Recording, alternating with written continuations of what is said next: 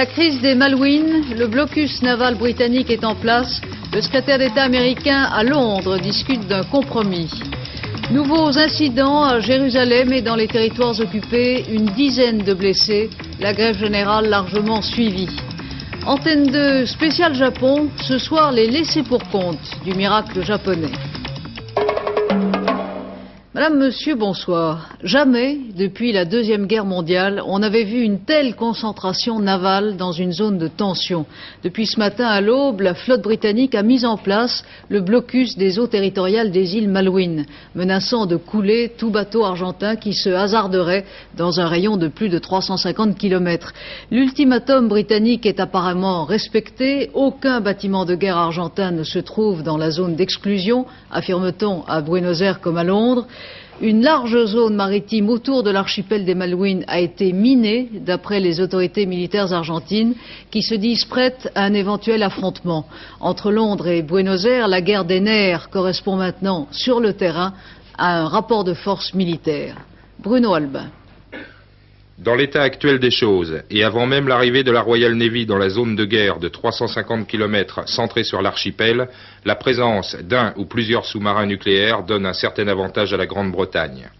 Numériquement, les Britanniques ont l'avantage. Ils alignent 30 bâtiments, 2 porte-avions, celui-ci, l'Hermès et aussi l'Invincible. Au total, ces navires peuvent emporter une trentaine d'appareils, hélicoptères ou avions à décollage vertical, les fameux Harrier. L'armada britannique comporte également plusieurs bâtiments de transport de troupes, comme celui-ci, le Fearless, et 8000 hommes pour un éventuel débarquement, sans parler des renforts acheminés ces derniers jours à bord du paquebot Canberra. La flotte envoyée dans l'Atlantique Sud représente le quart des bâtiments de la Home Fleet. Côté argentin, la pièce maîtresse, c'est ce porte-avions, le 25 mai, bateau amiral d'une flotte comptant 18 bâtiments principaux. Nombre de spécialistes estiment que l'Argentine dispose d'un atout en cas de bataille aéronavale. Il s'agit de ses avions et notamment de celui-ci, le Skyhawk, dont l'autonomie, 2000 km, est nettement supérieure à celle des Harrier britanniques. En cas de débarquement aux Malouines, les Royal Marines devraient affronter des troupes équipées de nombreux blindés à pied d'œuvre depuis le débarquement argentin sur les îles Falkland. Ces troupes ont été renforcées ces dernières 48 heures par plusieurs unités, certaines d'entre elles composées de très jeunes soldats acheminés vers l'archipel par avion. Au total, ce sont une dizaine de milliers de soldats argentins qui se trouvent sur place. Si l'ultimatum britannique n'est pas levé ce soir, l'Argentine menace de demander l'assistance de l'Organisation des États américains à laquelle participent les États-Unis. Washington est donc dans une position d'autant plus embarrassante que Buenos Aires se dit prêt aussi à accepter l'aide de l'Union soviétique qui déjà lui permet de mettre sur pied un programme d'équipement nucléaire. Tout est donc suspendu aux discussions que le secrétaire d'État américain Alexander Haig tient en ce moment avec le gouvernement britannique. La question est de savoir s'il y a encore la place pour un compromis diplomatique. De Londres, Bernard Rapp.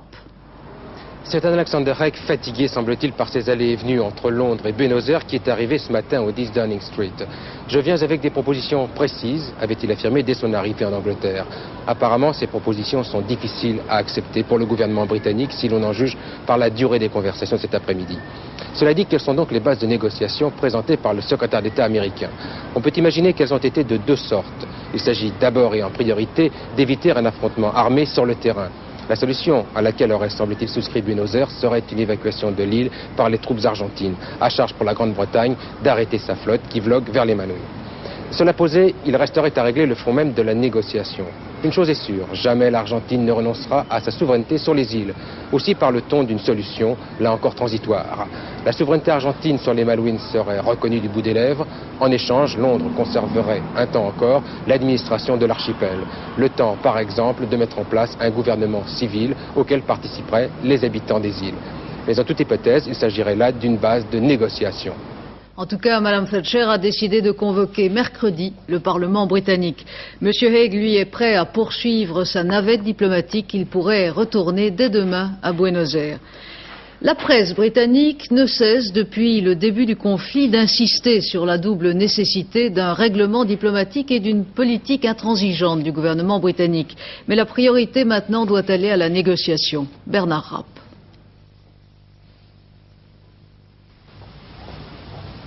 Dans cette crise des Malouines, la presse a joué un rôle essentiel, ce qui n'est pas surprenant dans un pays où 12 millions d'exemplaires sont vendus chaque jour de la semaine et 18 millions le week-end. Pourtant, ce qui est le plus remarquable, c'est le changement de ton intervenu en l'espace de 10 jours. Au début de la crise, les titres qui s'étalaient à la une de la presse populaire étaient de véritables appels à la guerre. Et puis, du jour au lendemain, tout a basculé. L'humiliation était lavée par le départ en fanfare de la flotte anglaise et le mot d'ordre devenait réalisme. Au même moment, il faut remarquer que les Britanniques trouvaient que mourir pour les Malouines, c'était un peu beaucoup. Le Times n'a pas échappé à la règle. Au début, il titrait « Nous sommes tous des Malouins ». Aujourd'hui, le ton a complètement changé. Au début, c'était la réaction d'indignation, la colère contre l'invasion. Et après coup, bien sûr, il y a un temps pour la réflexion, il y a le temps qui coule entre le départ de cette escadre et l'arrivée là-bas. Et il y a des questions difficiles. Alors, ce n'est pas surprenant qu'il y ait un certain décalage, mais il ne faut pas ignorer que la presse dite populaire britannique a été dans cette affaire très super chauvin, n'est-ce pas? Ils ont vraiment soutenu le battement des chœurs, des tambours et aussi le drapeau, n'est-ce pas? Ça a été...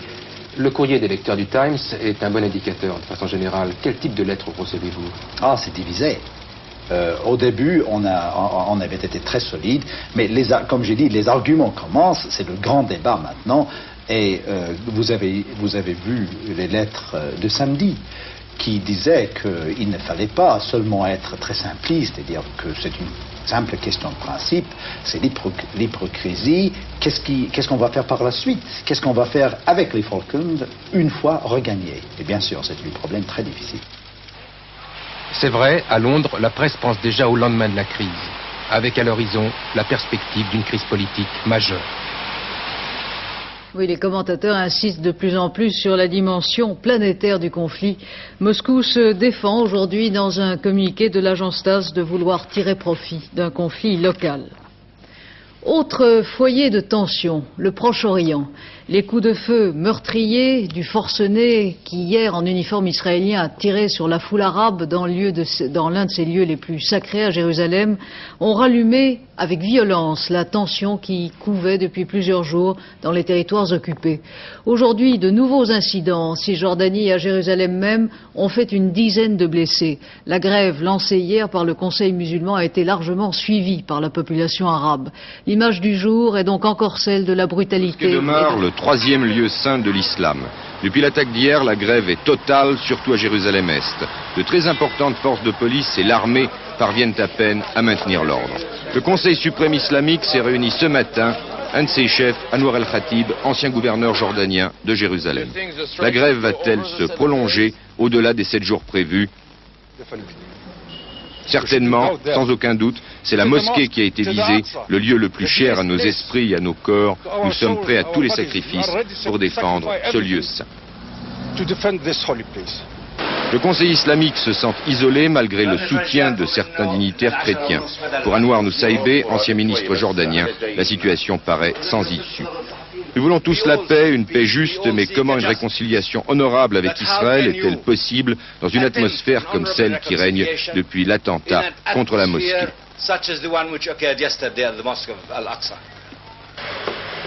Qu'est-ce que vous comptez faire maintenant? Nous voulons maintenant aller à l'Aqsa Mosque pour prier là-bas. Vous pensez que cela va se passer dans le calme? Je ne sais pas, je vais aller maintenant avec mes amis. Mais la police et l'armée attendaient dans la rue. La manifestation ne dure que quelques minutes. Par haut-parleur, un policier annonce que tout attroupement est interdit. Les dignitaires chrétiens venus manifester leur solidarité s'en vont, pendant que plusieurs notables musulmans sont appréhendés sans ménagement.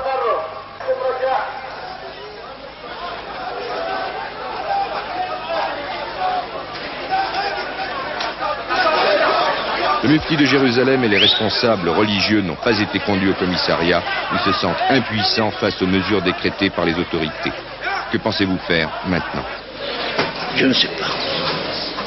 Les jeunes Palestiniens, eux, savent quoi faire. Les soldats et les policiers sont attaqués à coups de pierre. Ils ripostent par des gaz lacrymogènes et en tirant en l'air, parfois dans les jambes des manifestants pour se dégager. La journée a été marquée par des explosions de violence un peu partout, en Cisjordanie et à Gaza. Il y a plusieurs dizaines d'arrestations.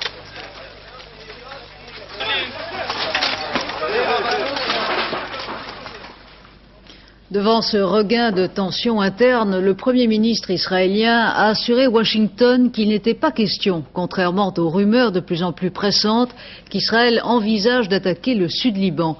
Washington a pourtant décidé d'envoyer dès mercredi un représentant spécial au Proche-Orient pour tenter de réduire les tensions, selon l'expression de la Maison-Blanche.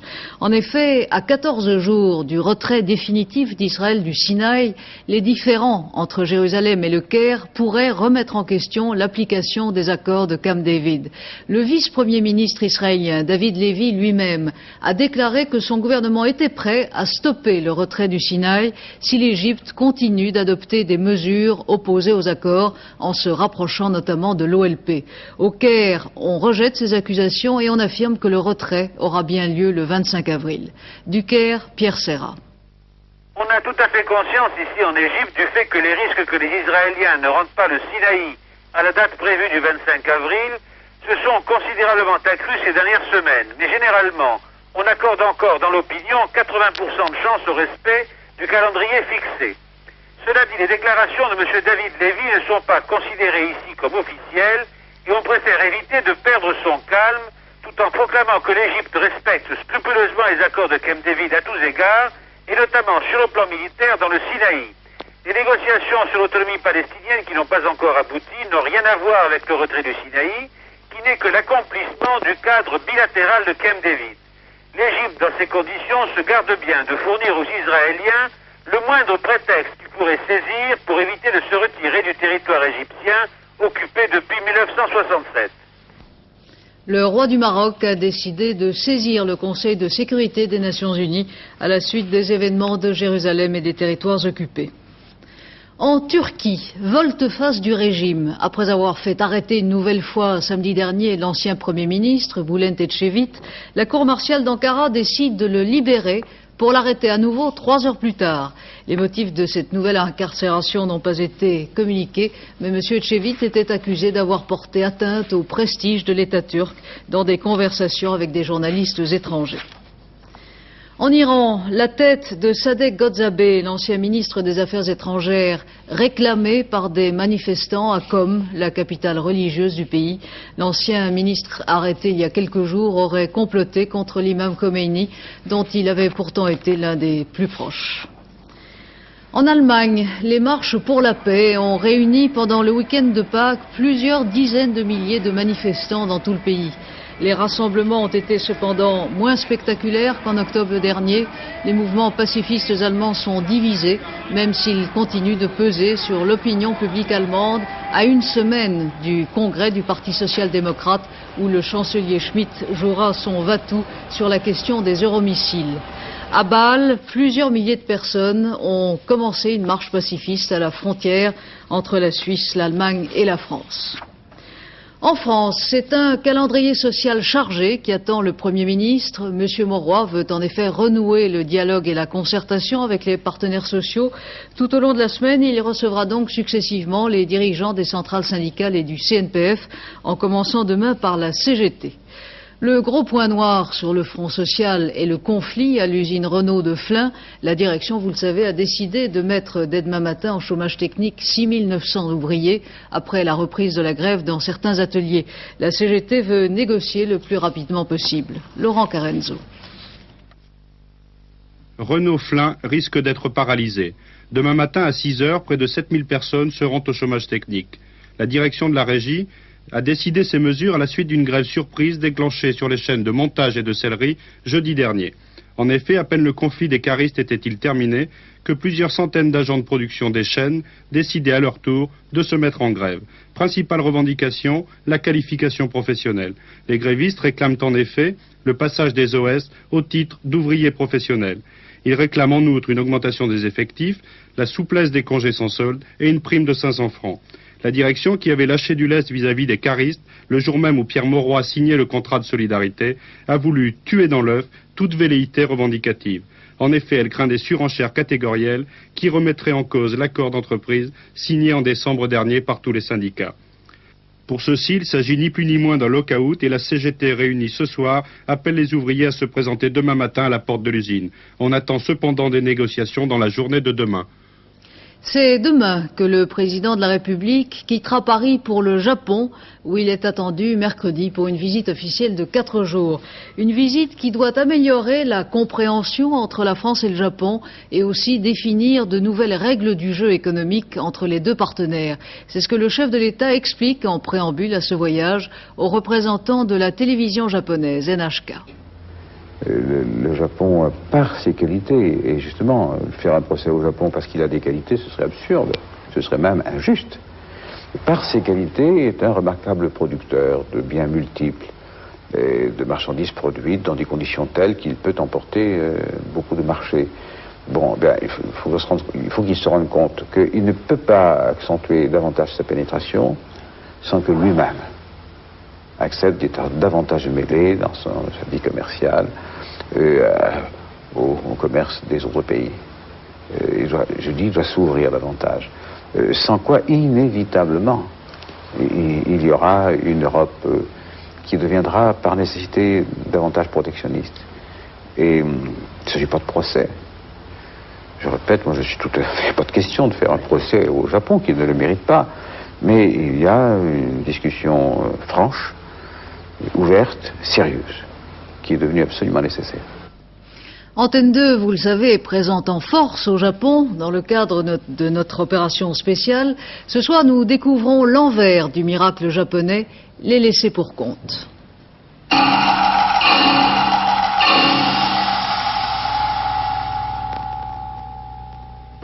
Tout au long de nos journaux, nous nous sommes attachés à essayer de vous montrer ce qu'étaient les clés de la réussite commerciale et économique du Japon. Et il serait vain de la nier, parti de rien après la guerre, humilié à genoux presque, cette nation est devenue l'une des 3 premières au monde. Mais il y a aussi ce que l'écrivain Kamata Satoshi a appelé dans son livre l'envers du miracle. Et l'envers du miracle, c'est entre autres la marginalisation d'un certain nombre de catégories qui n'arrivent pas à suivre le train d'enfer de cette société, assez bien symbolisée, je crois, par ce carrefour dont on dit qu'il est l'un des plus embouteillés, peut-être le plus passant au monde. Schématiquement, je vois 3 de ces catégories. D'abord, les étrangers. Ici, sans qu'on puisse vraiment parler de xénophobie, ils sont très peu nombreux, juste une petite population de souche coréenne qui vivent, disons, à côté et peut-être même en dessous.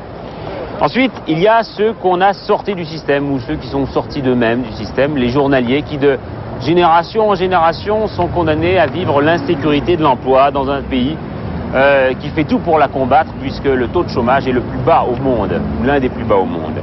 Daniel Bilalian et Jean-Claude Delatremblay ont enquêté, difficilement, dans le quartier de Sanya, là où vivent les journaliers. Sanya, un quartier de Tokyo où s'arrête le Japon à quartz et au circuit imprimé au sourire figé. Ici vivent 8000 travailleurs journaliers se succédant parfois de génération en génération. Chaque matin, ils attendent une embauche éventuelle, sinon, ils retournent à leur bouteille de saké. À Sanya, les voitures passent vite, sans s'arrêter en verrouillant les portes. Le quartier a compté jusqu'à 30 000 travailleurs à l'époque des grands chantiers des Jeux Olympiques. Travailleurs non spécialisés, venus de tous les coins du pays.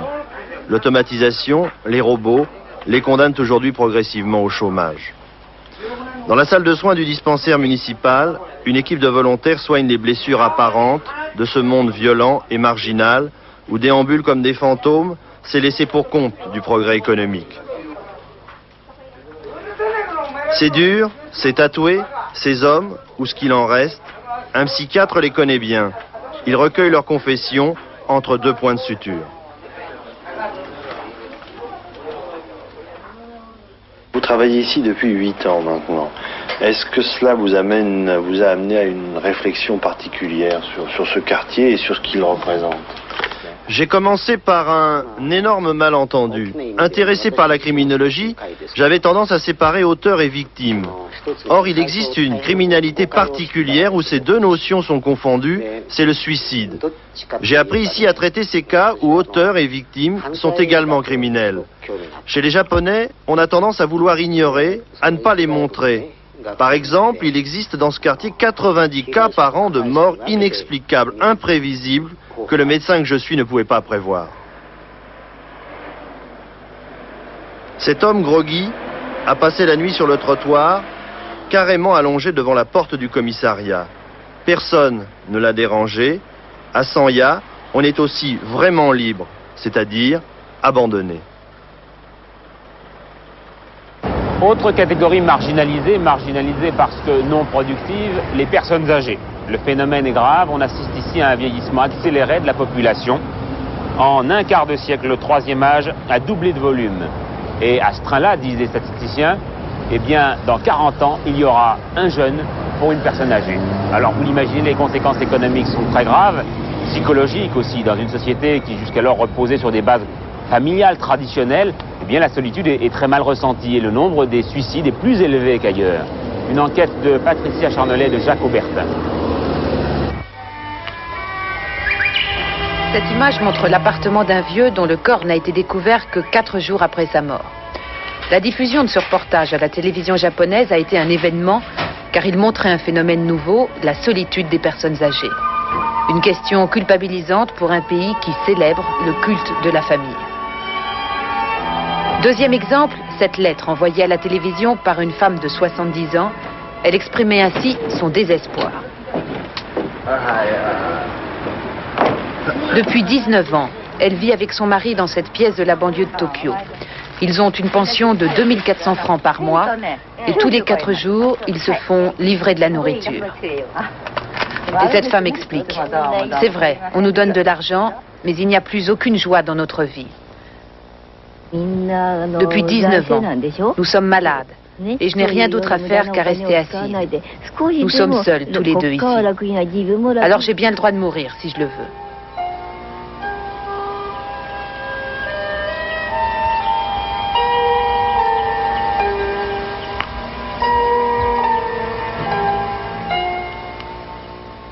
Les personnes âgées délaissées par leur famille sont de plus en plus nombreuses au Japon.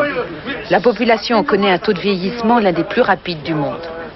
La crise du logement aggrave encore les conditions de vie, car il n'y a plus assez de place pour les personnes âgées dans les appartements trop étroits des grandes villes. Dans ce quartier de Tokyo, des médecins ont créé une structure d'accueil et une fois par semaine, ils organisent un repas pour les vieux du quartier, une façon comme une autre d'apporter un peu de chaleur aux plus pauvres.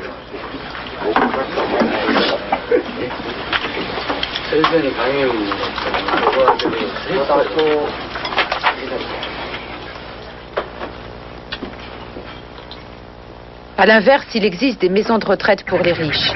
Ainsi, à 2 heures de Tokyo, 180 retraités ont payé 46 millions de centimes le droit de vivre dans un cadre luxueux, avec assistance médicale, bibliothèque et self-service. Chacun dispose d'un studio, mais tous ont dû quitter leur famille.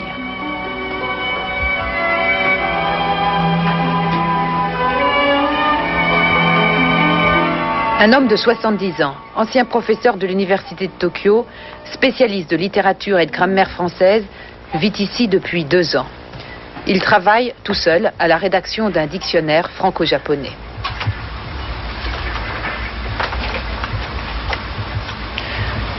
Ma femme est morte et mes 2 filles s'occupent de moi. J'ai l'impression que je les gêne. En restant avec elles. C'est ça. Est-ce que c'est une évolution profonde de la société japonaise, cette famille qui éclate? Je crois. Parce que autrefois, il n'y en avait pas d'institution comme ça, n'est-ce pas? Il n'y a pas d'asile comme ça, n'est-ce pas? Et maintenant, il y a beaucoup d'asiles pour les assez riches et pour les pauvres, oui. Un sondage récent sur les aspirations des jeunes a montré que leur plus grand désir était de vivre selon leur goût. Une formule japonaise utilisée par les jeunes filles le résume bien. Nous voulons, disent-elles, un mari, une maison, une voiture et pas de belle-mère.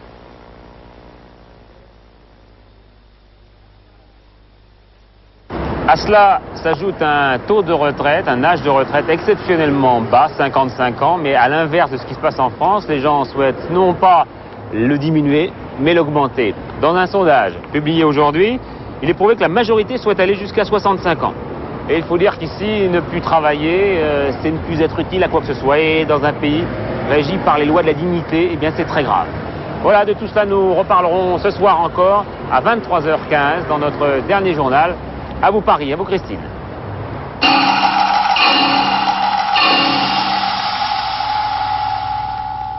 L'actualité en France, ce sont aussi ces centaines de personnes qui ont continué aujourd'hui d'affluer à la Talaudière dans la Loire, où une jeune fille de 14 ans affirme voir la Sainte Vierge tous les samedis. Plus d'1 millier de gens sont venus aujourd'hui prier sur les lieux, peut-être le début d'un nouveau pèlerinage, bien que l'Église observe la plus extrême réserve. Concurrence meurtrière dans le Var, à Olioul, le propriétaire d'un bar a tué hier à coups de carabine 2 consommateurs d'un bar voisin dont il n'appréciait pas la proximité. Il s'est tiré ensuite une balle dans la tête. Il y a eu un tiercé aujourd'hui à Longchamp, 2 combinaisons gagnantes, le 5, le 11 et le 20, ou bien le 11, le 5 et le 20. Les rapports pour 5 francs dans l'ordre, 1113 francs, dans un ordre différent, 556 francs 50. Avec la fin du week-end de Pâques, la circulation est chargée sur les routes, mais pas de gros bouchons, semble-t-il, sauf en région parisienne. Les retours devraient être étalés demain encore. Alors, quel temps pour demain, Laurent Broumède? Écoutez, Christine, j'ai décidé pour plusieurs jours d'être anticycloniquement vôtre. Le baromètre est trop plus haut et mon travail se réduit à sa plus simple expression. Faut quand même pas que j'oublie de vous préciser le plus important. Je crois que vous en étiez déjà rendu compte et on vous avait prévenu. Il fait vraiment bigrement froid. Demain, au nord de la Loire et dans l'est du pays, des gelées au lever du jour. Ça atteindra même sans doute moins 4 degrés dans le nord-est au lever du jour. En revanche, du côté de la carte, là c'est vraiment le calme plat, puisqu'il y a bien un peu de brume le matin, parfois un peu persistante localement auprès des côtes, puis quelques nuages, des nuages surtout du côté du nord-est, ça ne change guère. Quelques nuages peut-être dans l'après-midi également sur le sud, principalement de la Corse, de ce côté-là. Mais enfin, rien de bien dramatique, généralement c'est du soleil, la brume partira tranquillement dans la journée, et ça c'est pratiquement valable pour demain et après-demain, sauf bouleversement dont je vous aviserai demain. La carte des températures maintenant, je vous ai dit des gelées au lever du jour dans une grande moitié nord du pays, petite gelée tout de même, et puis l'après-midi, 9 degrés, oui, les températures sont en baisse, température maximale en baisse l'après-midi avec le vent de nord et de nord-est, qui tourne actuellement au nord-est, 12, 13 degrés dans une grande partie du pays, et seulement dans l'extrême sud avec 16, 17, 18, 20 et peut-être même 22 degrés du côté de Perpignan. Voilà donc pour les températures. Enfin, pour terminer l'agenda, on est mardi, vous le savez, le soleil se couche de plus en plus tard, 20h37, et c'est la Sainte Ida. Je ne sais pas si vous en connaissez, moi personnellement pas. Moi non plus. À 23h15, vous retrouverez Hervé Claude pour un dernier journal à l'heure japonaise. Demain, antenne de midi en direct du Japon. Je vous rappelle les principaux titres ce soir. Aucun navire argentin dans la zone bloquée par la marine britannique autour des Malouines. Le secrétaire d'État américain continue de chercher à Londres la base d'un compromis. Regain de tension au Proche-Orient, une dizaine de blessés aujourd'hui à Jérusalem et dans les territoires occupés. Merci d'avoir suivi ce journal. Bonne soirée sur Antenne 2. Je vous retrouverai demain à 20h si vous le voulez bien.